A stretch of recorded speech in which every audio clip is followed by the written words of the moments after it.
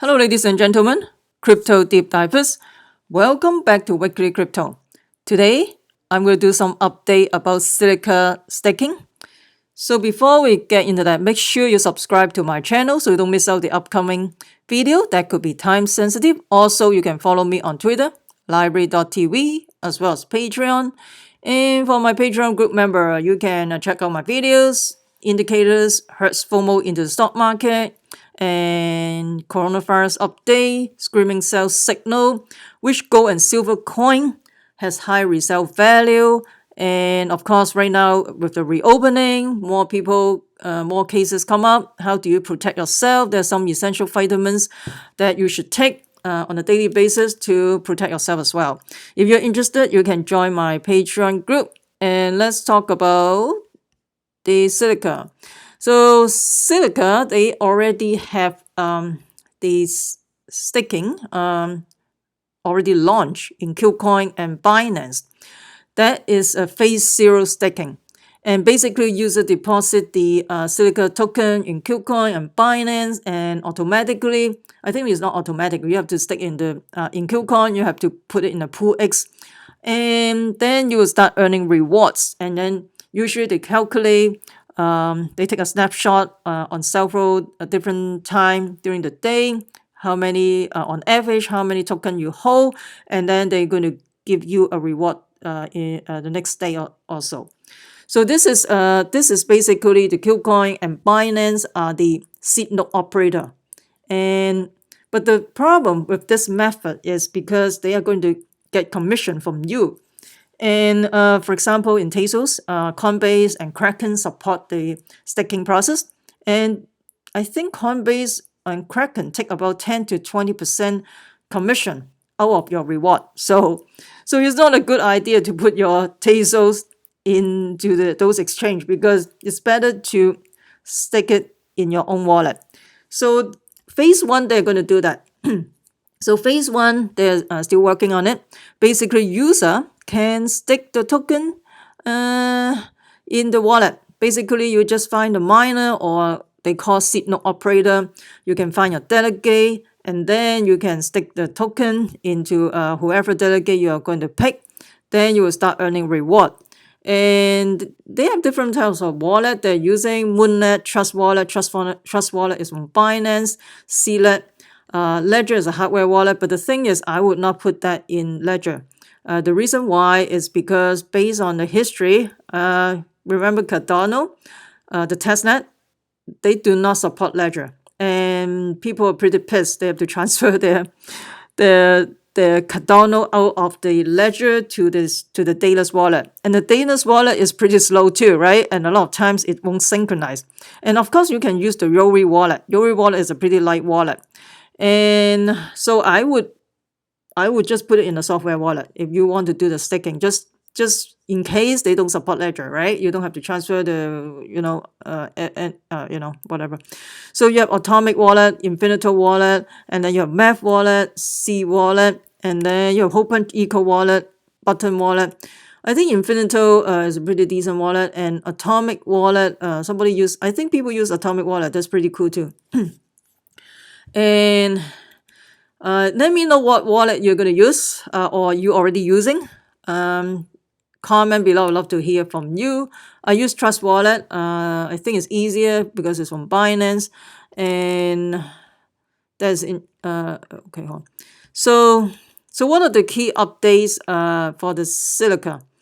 I think last time I'll talk about that too, right? The maximum total amount could be stake will be 700 million to 610 million Zilliqa across all the seed node.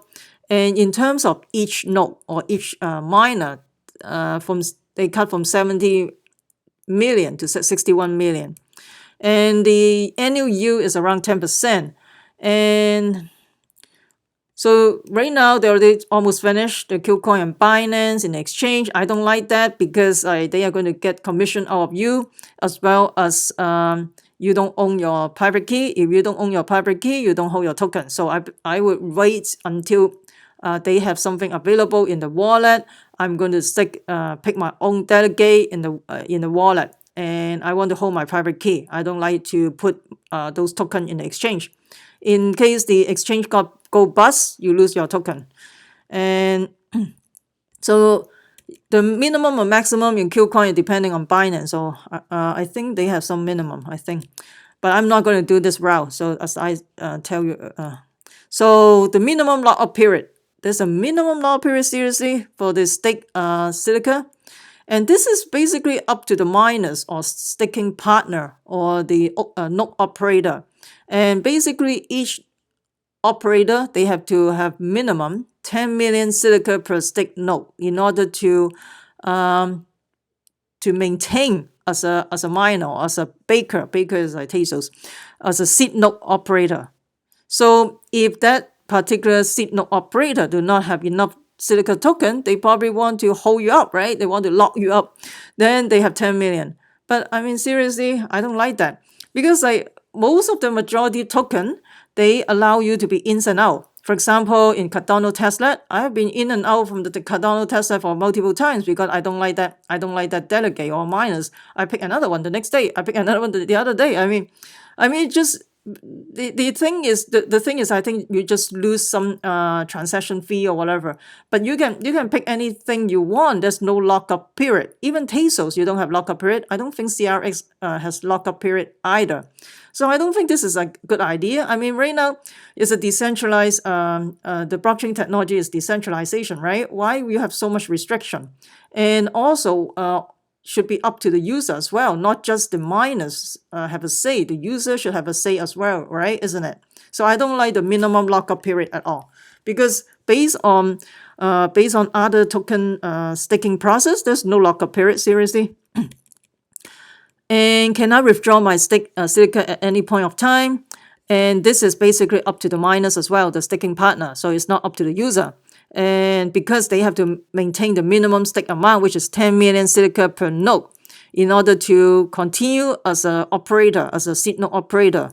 But the thing is, at the contract level, a seed node operator can withdraw its stake at any point of time. Hey, this is not fair. I mean, you got to have mutual, right? You cannot just one side. Hey, I can withdraw anytime I want, but the user, at the mercy of the user, basically, and the user cannot withdraw it. You have to. I mean, this cannot be just one-sided. Seriously, I mean, you give too much power to the miner. Seriously, I think should be mutual. So if they can withdraw anytime they want, the user should be able to withdraw anytime they want, isn't it? Right? I think people who hold the Zilliqa token, make sure you go to Telegram and talk about this. I mean, this is I think is unacceptable, because in Cardano project, in Tezos project, I don't think they have something like that. So that is not good. And there are too many rules. Seriously, they have too many rules. I mean, they should not have so many rules. I mean, the fundamental of blockchain technology is decentralization, right? And giving decentralized the power back to the people from centralized control. But I feel like they have more control than the users right now. So anyway. So, and they talk about the token swap already finished. So I talk about that long time ago. I remind people in my channel to make sure to do a token swap. So if you follow my channel, you probably swapped the token a long time ago, when they have a mainnet before their mainnet launch, right? Zilliqa mainnet launch. And there's a Mercury Exchange collaboration. This is basically still undergoing approval with the Monetary Authority of Singapore. In Singapore government is very progressive in terms of cryptocurrency and blockchain technology. They are pretty open-minded. Unlike some other countries, they are very suppressive. They're pretty open-minded in Singapore. And are you still working with MyShare? So MyShare have a client, Pepsi Cola, and then they said they have a very successful results in a project Proton pilot, and they are in collaboration with MyShare and running a digital advertising campaign and increase the of 28% in cost efficiency. But the thing is, they didn't talk about whether this project is going on, whether they are still working with MyShare. I think that's it, right? So I think they need more collaboration or with the enterprise or business to use the blockchain. Otherwise, if you build a high performance blockchain and nobody use it, it's just counterintuitive, right? So hopefully they can find more partners using Zilliqa, and they said it's faster than Ethereum. But the thing is, Ethereum they have D5 decentralized finance project. They have a lot of project finance project building on the top of Ethereum, and they have a lot of partnership. But here in Zilliqa, I don't see any partnership. So hopefully they will find more partnership, and then that is important, because otherwise, if you build a whole blockchain, nobody using it, what's the point, right? That's the whole thing. And if you go to their homepage, basically, I think there's a you can just click on purchase Zilliqa, and then you can buy crypto to your wallet. You pay how much money, and then you can buy Zilliqa, which is pretty cool, because you can just go to the website, and they have some merchandise, some merch as well. And then you can use pay with Zilliqa, and then you have buy a whole bunch of t-shirt. The thing is, I hope they have more than this, seriously. Maybe more on the enterprise level. There's a lot of hoodies. Anyway, mousepad. Okay. So I hope they focus on the maybe some kind of niche. I don't know. Maybe partner with enterprise level or something. I don't know. Not just selling merchandise, I guess. Let me know what you think about this project. I would love to hear from you. I'm trying to talk in an objective manner, because if you compare this to Ethereum has tons and tons of company, or Tezos, they have a lot of collaboration with other other company. They tokenize the real world asset, basically, right? So, and DeFi, Ethereum is a DeFi, decentralized finance. They already have a whole bunch of lending platform on the blockchain. And I don't see anything in here, but maybe they are still working on it. So they really need to find some more partnership. That's my take on it.